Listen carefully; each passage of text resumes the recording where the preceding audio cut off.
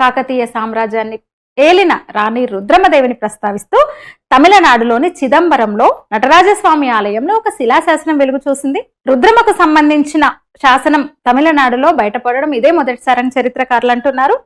ఆలయంలోని పశ్చిమ గోపురం అంటే మహాద్వారానికి ఎడమ వైపున పైన ప్రాచీన తమిళ లిపిలో సెంతమిళ్ లిపిలో చెక్కిన శిలాశాసనం బయటపడిందనమాట.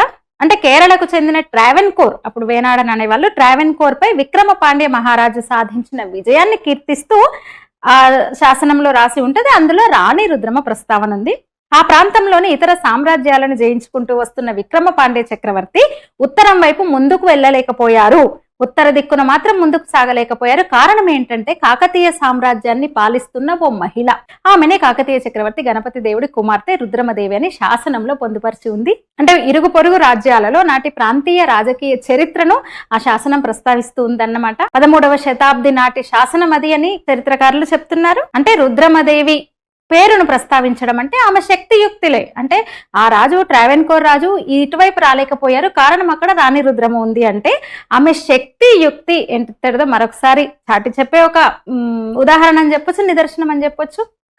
కాకతీయ సామ్రాజ్యాన్ని ఏలిన మహారాజ్ఞి రుద్రమదేవి 3 దశాబ్దాల పాటు 1259 నుంచి 1289 వరకు ఆమె కాకతీయ రాజ్యాన్ని ఏలారు.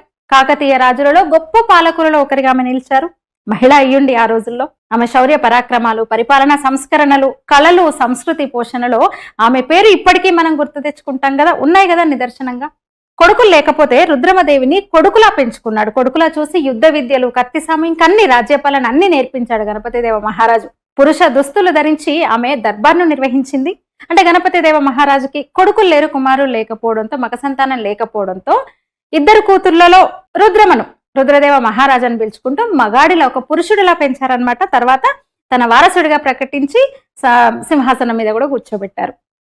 అట్లా అసలు ఆమె చేసిన యుద్ధాలు కూడా సైన్యాన్ని ముందుండి నడిపించి అసలు పెద్ద పెద్ద రాజులను కూడా మట్టి కరిపించి విజయాలు సొంతం చేసుకుంది. ఇప్పుడు ఈ శిలాశాసనంతో ట్రావెన్కోర్ రాజు కూడా ఉత్తరం వైపు రావడానికి భయపడ్డాడు, అక్కడే నిలిచిపోయాడు. అంటే రాణి రుద్రమ ప్రతాపం అన్నమాట. ఇక తెలుసు కదా, రుద్రమదేవికి కూడా మగ సంతానం లేదు. తన కూతురు కొడుకు ప్రతాపరుద్రుణ్ణి తను దత్తత తీసుకొని మళ్ళీ కాకతీయ సామ్రాజ్యాన్ని అప్పగించింది కదా. అంటే ఆ రోజుల్లో ఒక మహిళ అయ్యుండి అన్నేళ్లు రాజ్యాన్ని వెళ్ళి అంత మంచి కీర్తిని సంపాదించుకుంది. నిజంగా మనందరికీ గర్వకారణం.